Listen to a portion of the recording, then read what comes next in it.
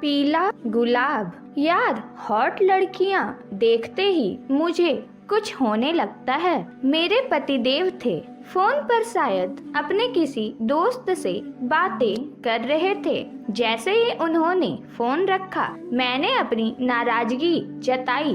अब आप शादीशुदा हैं, कुछ तो शर्म कीजिए। यार, ये तो मर्द के जीन्स में होता है, तुम इसको कैसे बदल दोगी? फिर तो मैं केवल खूबसूरती की तारीफ ही करता हूँ, पर डार्लिंग, प्यार तो मैं तुम्ही से करता हूँ। ये कहते हुए उन्होंने मुझे चूम लिया और मैं कमजोर पड़ गई। 1 महीना पहले ही हमारी शादी हुई थी, लेकिन लड़कियों के मामले में इनकी ऐसी बातें मुझे बिल्कुल अच्छी नहीं लगती थी। पर ये थे कि ऐसी बातों से बाज ही नहीं आते। हर खूबसूरत लड़की के प्रति ये खींच जाते हैं। इनकी आंखों में जैसे वासना की भूख जाग जाती है। यहाँ तक कि हर रोज सुबह के अखबार में छपी हीरोइनों की रंगीन अधनंगी तस्वीरों पर ये अपनी भूखी निगाहें टिका लेते और शुरू हो जाते। क्या हॉट फिगर है, क्या एसेट्स हैं।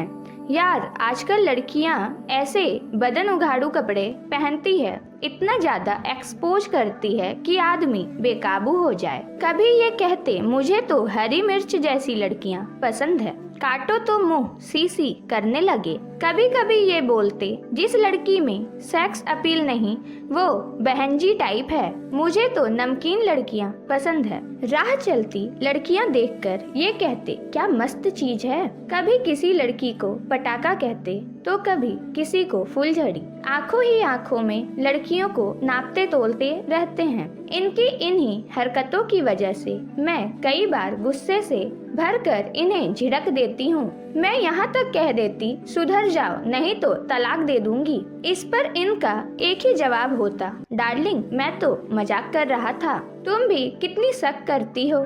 थोड़ी तो मुझे खुली हवा में सांस लेने दो, नहीं तो दम घुट जाएगा मेरा। एक बार हम कार से डिफेंस कॉलोनी के फ्लाईओवर के पास से गुजर रहे थे। वहाँ एक खूबसूरत लड़की को देख पतिदेव शुरू हो गए। दिल्ली की सड़कों पर जगह जगह मेरे मजार हैं, क्योंकि मैं जहाँ खूबसूरत लड़कियाँ देखता हूँ वहीं मर जाता हूँ। मेरी तनी भोए देखे बिना ही इन्होंने आगे कहा, कई साल पहले मैं जब यहाँ से गुजर रहा था तो एक कमाल की लड़की देखी थी। ये जगह इसलिए आज तक याद है।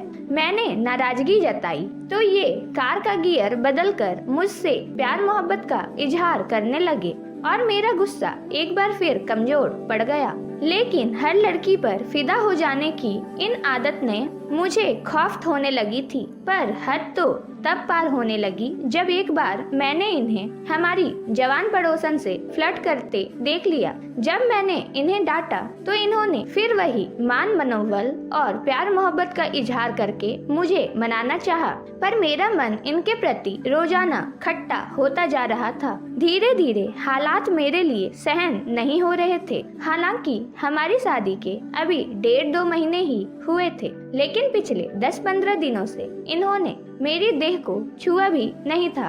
पर मेरी शादीशुदा सहेलियां बताती कि शादी के शुरू के महीने तक तो मियाँ बीवी तकरीबन हर रोज ही। मुझे कुछ समझ नहीं आ रहा था कि आखिर बात क्या थी। इनकी अनदेखी मेरा दिल तोड़ रही थी। मैं तिलमिलाती रहती थी। एक बार आधी रात में मेरी नींद टूट गई तो इन्हें देखकर मुझे धक्का लगा।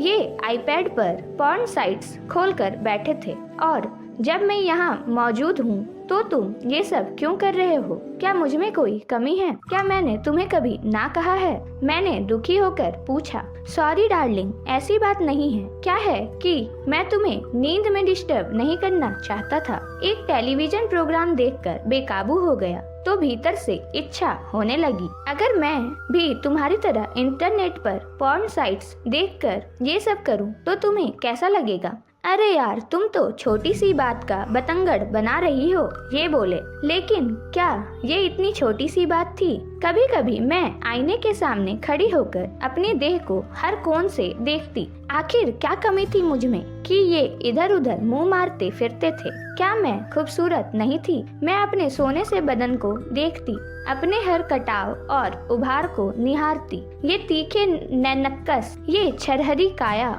ये उठे हुए उभार, केले के नए पत्ते सी ये चिकनी पीठ, डांसरों जैसी ये पतली काया, भंवर जैसी नाभि, इन सब के बावजूद मेरी ये जिंदगी किसी सूखे फव्वारे सी क्यों होती जा रही थी। एक रविवार को मैं घर का सामान खरीदने बाजार गई। तबीयत कुछ ठीक नहीं लग रही थी, इसलिए मैं जरा जल्दी घर लौट आई। घर का बाहरी दरवाजा खुला हुआ था। ड्राइंग रूम में घुसी तो सन्न रह गई। इन्होंने मेरी एक सहेली को अपनी गोद में बैठाया हुआ था। मुझे देखते ही ये घबरा कर सॉरी सॉरी करने लगे। मेरी आंखें गुस्से और बेइज्जती के आंसू से जलने लगी। मैं चीखना चाहती थी, चिल्लाना चाहती थी, पति नाम के इस प्राणी का मुंह नोच लेना चाहती थी, इसे थप्पड़ मारना चाहती थी। मैं कड़कती बिजली बनकर इस पर गिर जाना चाहती थी। मैं गहराता समुद्र बनकर इसे डुबो देना चाहती थी। मैं धधकती आग बनकर इसे जला देना चाहती थी। मैं हिचकियां ले लेकर रोना चाहती थी। मैं पति नाम के इस जीव से बदला लेना चाहती थी। मुझे याद आया, अमेरिका के राष्ट्रपति रह चुके बिल क्लिंटन भी अपनी पत्नी हिलेरी क्लिंटन को धोखा देकर मोनिका लेविंस्की के साथ मौज मस्ती करते रहते थे, गुलछर्रे उड़ाते रहते थे। क्या सभी मर्द एक जैसे बेवफा होते हैं? क्या पत्नियां छले जाने के लिए ही बनी है? मैं सोचती। रील से निकल आया उलझा धागा बन गई थी मेरी जिंदगी। पति की ओछी हरकतों ने मेरे मन को छलनी कर दिया था। हालांकि इन्होंने इस घटना के लिए काफी माफी भी मांगी थी। फिर मेरे भीतर सब्र का बांध टूट चुका था। मैं इनसे बदला लेना चाहती थी और ऐसे समय में राज मेरी जिंदगी में आया। राज पड़ोस में किराएदार था, 6 फुट का गोरा चिट्टा नौजवान। जब वो अपनी बाहें मोड़ता था तो उसके बाजू में मछलियाँ बनती थी। नहाकर जब मैं छत पर बाल सुखाने जाती तो वो मुझे ऐसी निगाहों से ताकता कि मेरे भीतर गुदगुदी होने लगती। धीरे धीरे हमारी बातचीत होने लगी। बातों ही बातों में पता चला कि राज प्रोफेशनल फोटोग्राफर है। आपका चेहरा बड़ा फोटोजेनिक है, मॉडलिंग क्यों नहीं करती हैं आप? राज मुझे देखकर मुस्कुराता हुआ कहता। शुरू में तो ये सब अटपटा लगता था, लेकिन देखते ही देखते मैंने खुद को इस नदी की धारा में बह जाने दिया। पति जब दफ्तर चले जाते तो मैं राज के साथ उसके स्टूडियो चली जाती। वहाँ राज ने मेरा पोर्टफोलियो भी बनाया। उसने बताया कि अच्छी मॉडलिंग असाइनमेंट्स लेने के लिए अच्छा पोर्टफोलियो जरूरी था, लेकिन मेरी दिलचस्पी शायद कहीं और ही थी। बहुत अच्छे आते हैं आपके फोटोग्राफ, उसने कहा था और मेरे कानों में ये प्यारा सा फिल्मी गीत बजने लगा था।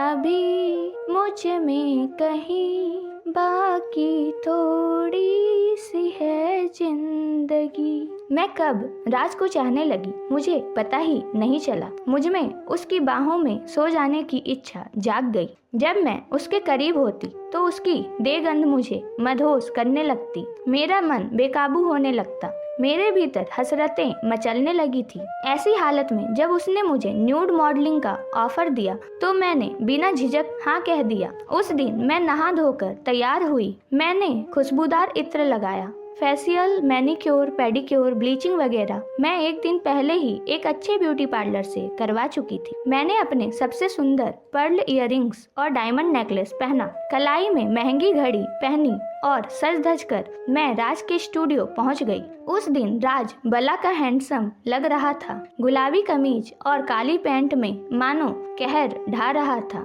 हे, यू आर लुकिंग ग्रेट। मेरा हाथ अपने हाथों में लेकर वो बोला। ये सुनकर मेरे भीतर मानो सैकड़ों सूरजमुखी खिल उठे। फोटो सेशन अच्छा रहा। राज के सामने टॉपलेस होने में मुझे कोई संकोच नहीं हुआ। मेरी देह को वो एक कलाकार सा निहार रहा था, किंतु मुझे तो कुछ और ही चाहत थी। फोटो सेशन खत्म होते ही मैं उसकी ओर ऐसी खींची चली गई जैसे लोहा चुंबक से चिपकता है। मेरा दिल तेजी से धड़क रहा था। मैंने उसका हाथ पकड़ लिया। नहीं नेहा, ये सब ठीक नहीं है। मैंने तुम्हें कभी उस निगाह से देखा ही नहीं। हमारा रिलेशन प्रोफेशनल है। राज का एक एक शब्द मेरे तन मन पर चाबुक सा पड़ा, पर मुझे लगा तुम भी मुझे चाहते हो। मैं बुदबुदाई, नेहा मुझे गलत मत समझो, तुम बहुत खूबसूरत हो, पर तुम्हारा मन भी उतना ही खूबसूरत है। लेकिन मेरे लिए तुम केवल एक खूबसूरत मॉडल हो। मैं किसी और रिश्ते के लिए तैयार नहीं, और फिर पहले से ही मेरी एक गर्लफ्रेंड है जिससे मैं जल्दी ही शादी करने वाला हूँ, राज कह रहा था। तो क्या वो सिर्फ एक तरफा खिंचाव था या पति से बदला लेने की इच्छा का नतीजा था? कपड़े पहनकर मैं चलने लगी तो राज ने मेरा हाथ पकड़कर मुझे रोक लिया। उसने स्टूडियो में रखे गुलदान में से एक पीला गुलाब निकाल लिया था। वो पीला गुलाब मेरे बालों में लगाते हुए बोला, नेहा, पीला गुलाब दोस्ती का प्रतीक होता है, हम अच्छे दोस्त बनकर रह सकते हैं। राज की ये बात सुनकर मैं सिहर उठी थी। वो पीला गुलाब बालों में लगाए मैं वापस लौटी अपनी पुरानी दुनिया में। उस रात कई महीनों के बाद जब पतिदेव ने मुझे प्यार से चूमा और सुधरने का वादा किया तो मैं पिघलकर उनके आगोश में समा गई। खिड़की के बाहर रात का आकाश ना जाने कैसे कैसे रंग बदल रहा था। ठंडी हवा के झोंके खिड़की में से भीतर कमरे में आ रहे थे। मेरी पूरी देह एक मीठे जोश से भरने लगी। पतिदेव प्यार से मेरा अंग अंग चूम रहे थे। मैं जैसे बहती हुई पहाड़ी नदी बन गई थी। एक मीठी गुदगुदी मुझ में सुख भर रही थी, फिर केवल खुमारी थी, और उनकी छाती के बालों में उंगलियां फेरते हुए मैं कह रही थी, मुझे कभी धोखा मत देना। कमरे के कोने में एक मकड़ी अपना टूटा हुआ जाला फिर से बुन रही थी। इस घटना को बीते कई साल हो गए हैं। इस घटना के कुछ महीने बाद राज भी पड़ोस के किराए का मकान छोड़कर कहीं और चला गया। मैं राज से उस दिन के बाद फिर कभी नहीं मिली, लेकिन अब भी मैं जब कहीं पीला गुलाब देखती हूँ तो सिहर उठती हूँ। एक बार हिम्मत करके पीला गुलाब अपने जूड़े में लगाना चाहा था तो मेरे हाथ बुरी तरह कांपने लगे थे। दोस्तों, ऐसे ही मजेदार कहानियों को सुनने के लिए इस वीडियो को लाइक जरूर करना, और हाँ, अपडेटेड रहने के लिए हमारे चैनल को सब्सक्राइब जरूर करना।